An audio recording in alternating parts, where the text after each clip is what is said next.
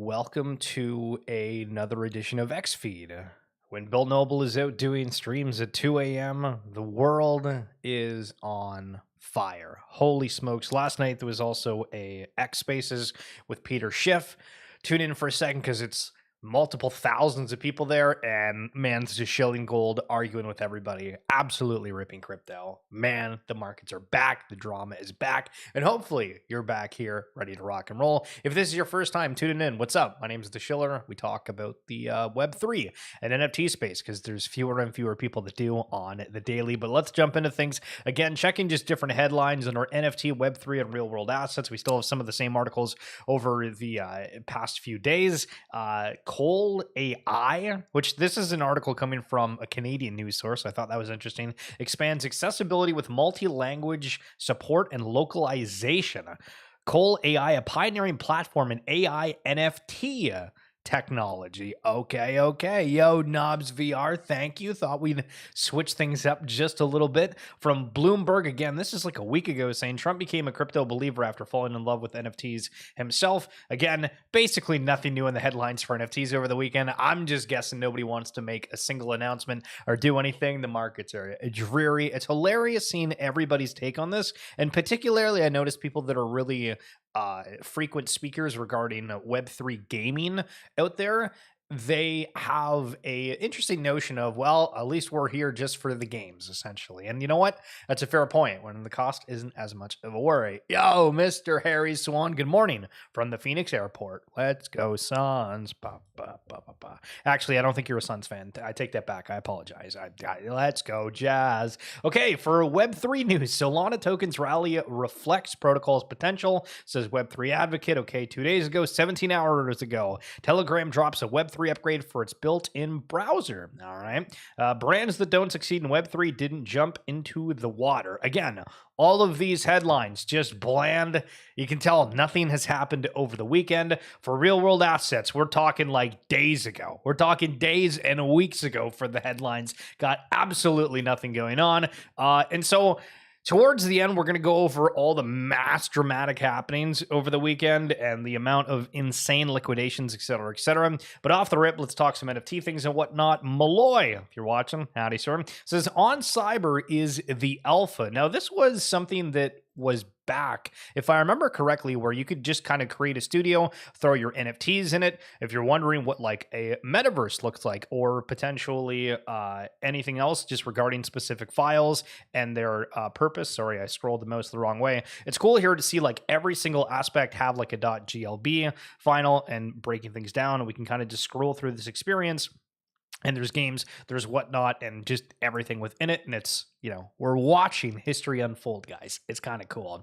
Unpopular opinion. The Judge Torres Ripple versus SEC Remedies judgment is the mark that ends this downturn and sends XRP and alts into alt season. Now, this was back on the 2nd, so obviously this was before the Omega holy crap crash that we just had, but very interesting. So I thought, okay, let me look up the judge case, and we'll just read a couple of the points here. So Judge Torres is deliberating on penalties and injunctions in the Ripple versus SEC case, with a decision expected in August.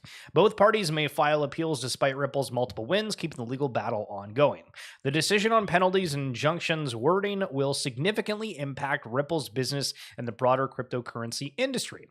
So there's a little update regarding those, and it is just kind of an interesting thought of what if that is the thing that kind of turns everything around and adds kind of another legitimate asset, as we just saw. Well, I mean, we saw Bitcoin before get legitimized, but I feel like ETH as of recently with the ETFs, and then the next in line is XRP. But for you Solana fans out there, didn't we have like the BlackRock SEC, or sorry, not the SEC, the BlackRock, it was CEO found some along in upper position there that was on one of the mainstream news outlets, and they said they didn't think that a Solana ETF was coming this year. And I don't necessarily think that that means that we're going to see an XRP ETF either, but just more legal clarity around that, because again, that case is ongoing, yada, yada, yada. KEKW is right. VGF, good morning, sir. Okay, so speaking of Web3 gaming, VGF, glad you're here, sir. So we've brought up the Illuvium aspect a few times here, but I've noticed this omnifarious person, and there's always like a footer in a specific community that brings things up. But I think genuinely, based off what they're saying, is there's problems with what's going on with Illuvium and it's basically about the ease of access. It's not necessarily that the game's bad by any means, but this was one of the posts within the Discord saying, I'm having such a tough time buying fuel. Someone please have mercy and help me. Firstly, I transferred $15 from a layer 1 to a layer 2 without bridging. Yes, I done that. I'm a newbie.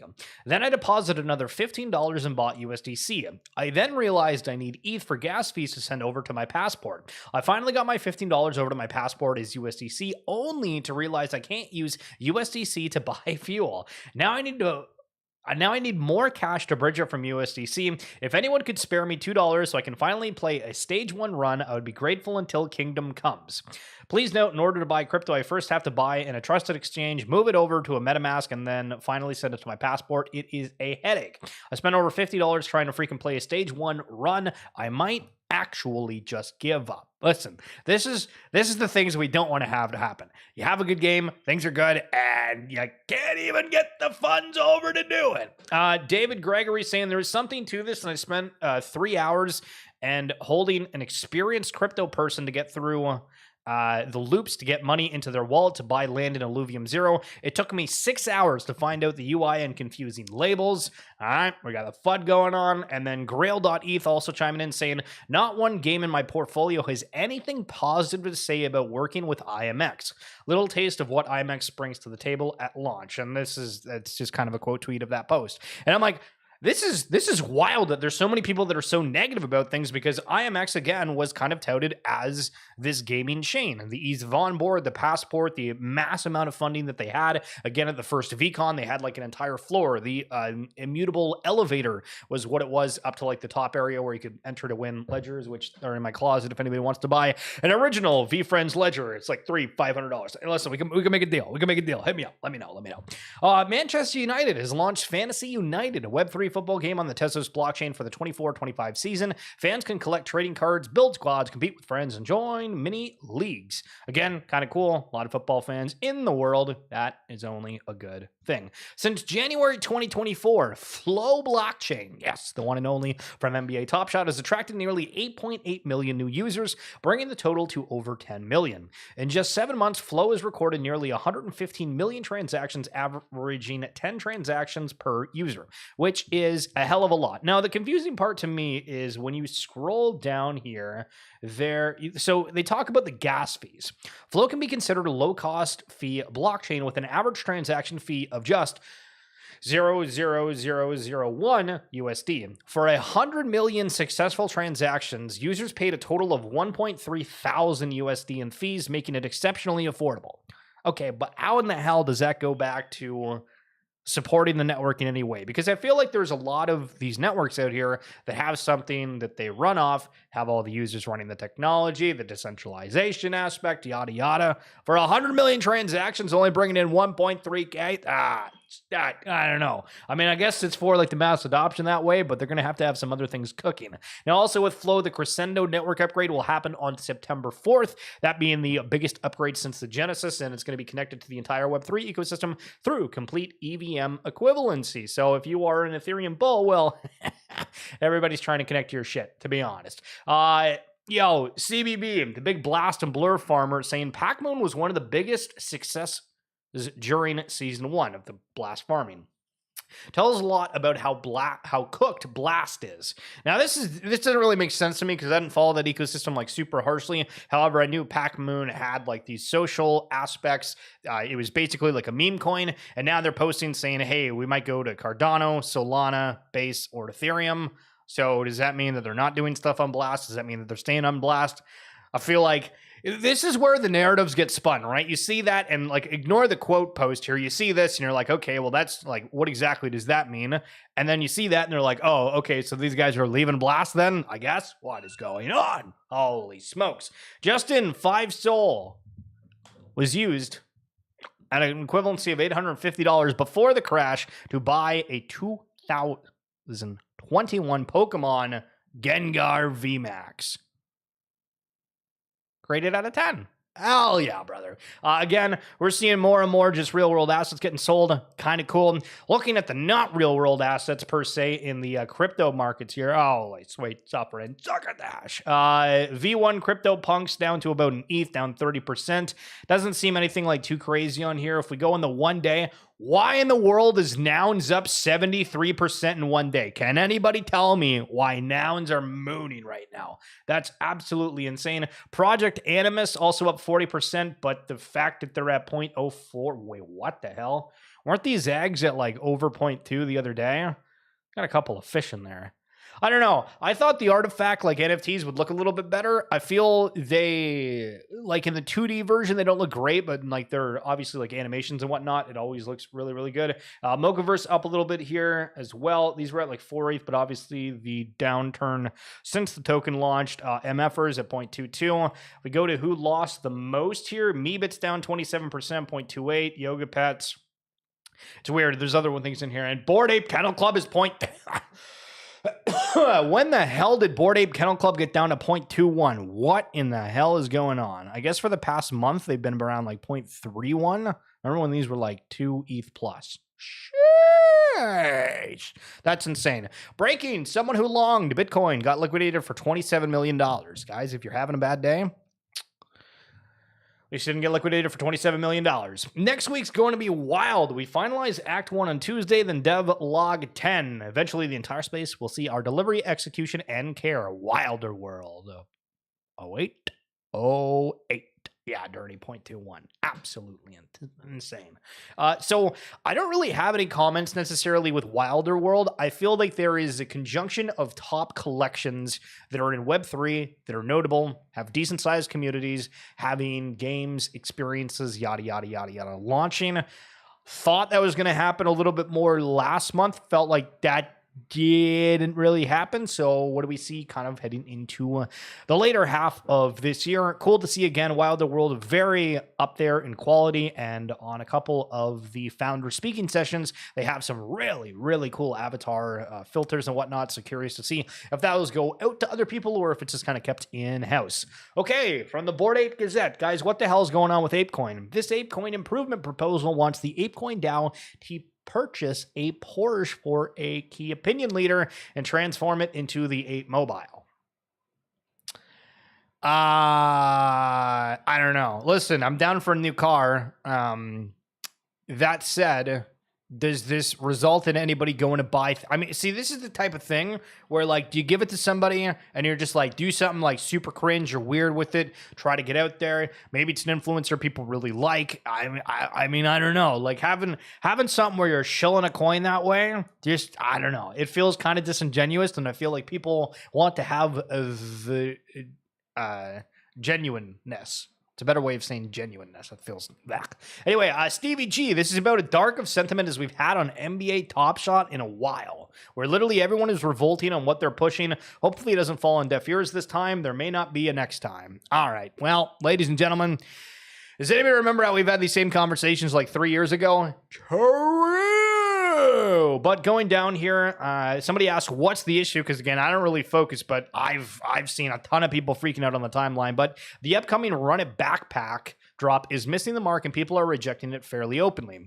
They're way overpriced for the existing market prices and user base, content in the drop, as well as what's included in the pack. You have to hit 2 legendaries to even be near worth the pack cost. Okay, dude, that is unbelievable. That's crazy. Yeah, I don't really have anything else to say, but it did feel weird that all of a sudden they jumped to the fact of like charging $1,000 for a pack. Now, the demand was crazy back in the day. I don't really know what these prices are, yada, yada, yada, but like, geez. How much are you down from Top Shot's peak? I mean, I sold a lot of it, to be honest. It wasn't at the peak by any means, but there was definitely a stream where we hit like the portfolio was at like $1 million, and we were like, hell yeah.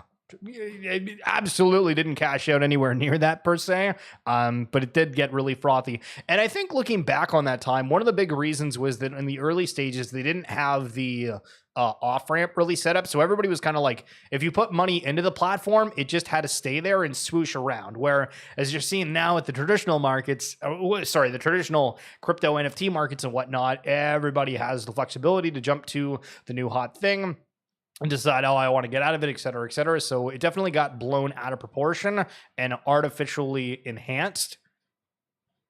But that was a crazy time. Factual. Okay, just in. This was at 9 p.m. last night, and it got way worse overnight. 366 million liquidated from the cryptocurrency market in the past 60 minutes. I feel a lot of people were extraordinarily bullish going into this weekend, the past few days, and completely flipped face. At one point, which was, again, the exact same time that post was mentioned, Cardano was down 13%, Bitcoin was down 10%, and Ethereum was down 20%.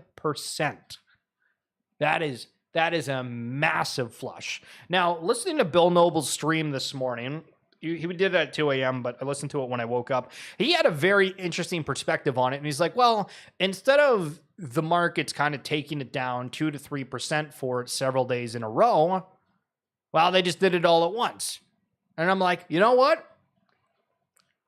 I like the positive spin on that, Mr. Bill Noble. So we'll see what the bounces of. Saw other people post screenshots of talking with their like financial friends saying, I think that we're going to see a bounce today, but I'm not trading on that assumption. Some people are saying, oh, it needs to play out a little bit more. Raoul Paul having a ton of different takes on the timeline if you happen to follow him. Did you get in the hollow icon drop right before Cool Cats 2? Wait, Cool Cats 2. Do you mean, is Cool Cats 2 like after the LaMelo, or was that during the LaMelo? Because I don't know if I was still using the platforms for Cool Cat number 2. But looking on the charts here again on the 1 hour, we're seeing a little bit of a pump up here comparatively to the depths that everything went to. Ethereum and Bitcoin up 1.42 and 0.68% each. But again, 24 hours down, 7% and 13%. Kind of crazy. How crazy is this crypto crash, said Steve K. The USDB fell below 90 cents. So we saw a moment ago talking about Pacmoon and how Blast is cooked. Didn't really read that much into it because it's a single thing that had success. But when the stable US dollar on Blast goes below 90 cents, that's supposed to be a stable dollar, that's a little bit tough. Oh, with the gift. So the gift had the Rui Hachimara. It had the Derrick Rose. It had, I'm trying to think of who else it had in there. I want to say Donovan Mitchell as well, but I don't know if that's correct. There was like 5 or 6 moments, and I remember that we tried to spin the narrative that because it was like the red and white colors of like the gift, that it was like something special in China, and so people were going to buy this pack specifically because of the design of it. How absolutely stupid were we, to be honest? It's insane that trillions of dollars in stock portfolios are essentially frozen right now during a market meltdown because the stock market doesn't operate 24/7. Hard to see this not changing in the modern hyper-connected world. Well, I mean, that's why we're here. Hooray! Just in, Taiwan stock market suffers the worst losses since 1967.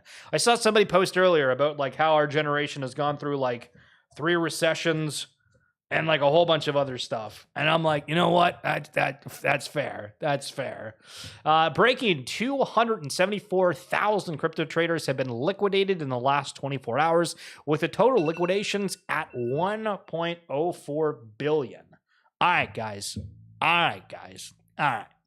Who's still leverage trading? You know, all the experts on the timeline be like, the one thing you don't do is get wrecked in leverage trade. And 274,000 people are doing it. That's crazy. That's tough. I mean, somebody probably made bank on all this. To be fair, listen, it's all about perspective, both sides of the story. Breaking over 1.93 trillion has been wiped out from the U.S. stock market so far today, as the NASDAQ has dropped over 1,000 points. Oh, smokes. Everything's going nuts. All right, enough of the insanity. Hopefully we come back. Hopefully you guys are all doing all right. And anybody leverage trading out there, Let me know how things are going. So Lotus Protocol, we did a quick little video on this the other day. And I think we're going to talk with the team at some point, but this is coming to the Root Network, the first LST and lending protocol built for XRP and the Root Network. So liquid staking token, stake Root to receive a tokenized version of your staked asset. Freely use the LST for trading or as collateral for lending and borrowing on Lotus Protocol. Lotus Protocol equals earned staking yields, lending leverage, yada, yada, yada, yada, yada. For lending, borrow and lend assets such as XRP and Root seamlessly on the Root Network. Earn interest on leverage on your position for more opportunities. Okay, listen, we're not trying to do any leverage. We're not trying to do any leverage, baby. All combined, millions of feature-first users, one DeFi hub for everything. Join us at Lotus Protocol to borrow, lend, and leverage assets in the metaverse. Welcome to Lotus, where your assets shall bloom. To be honest, that's the only thing. Listen, screw the finite details. I just like the aspect they came up with, like a name that kind of works. You know what I mean? Welcome to Lotus, where your assets shall bloom. I like it, to be honest. Pudgy Floor is at 7.8 ETH and has about 90 loans. Guys, holy smokes. Imagine having NFTs out on loans in these markets. That is... Yeah. And they're on the verge of liquidation in 24 hours. Apparently, BYC only has 4 of those, so I guess everybody's going to do borrow and lending with the Pudgy Penguins. Dave Portnoy, they told me I'd missed the boat with Bitcoin. Instead, I waited for the boat to come right to my dock and walked on. So this guy's talking mad shit because he's like, I just waited and the price crashed and we're here. And to be fair, it was true. Breaking, Bitcoin short seller liquidated for 11.61 million. So not as crazy as the 27 million as the other one we saw a little bit earlier, but holy smokes. It's great, eh? Okay. Listen, guys, what the hell is going on with Snoop Dogg and all of his NFTs? I didn't realize how much this guy get paid, but apparently it's a lot. Snoop Dogg is reportedly being compensated $500,000 per day, in addition to covering his expenses for his promotional work for the Olympics. Okay, so how much did Bored Ape pay for the different promotional things of his ape? Is he still doing anything with that? What the hell's going on with the Sandbox NFTs and everything else? Where the hell is Snoop Dogg, brother? That's crazy. First day since 2021 where NBA top shots have outperformed the market. There's your KEKW of the day. And finally, while we were here getting liquidated, nice touch, I built a demo showcasing Abstract Chain's native wallet superpowers. Again, this is the one from Pudgy Penguins, Igloo, yada yada. In this demo, you can mint an NFT for free on an existing wallet for 0 gas fees. This is how consumer crypto apps will be built. UX that's fast, simple, and free.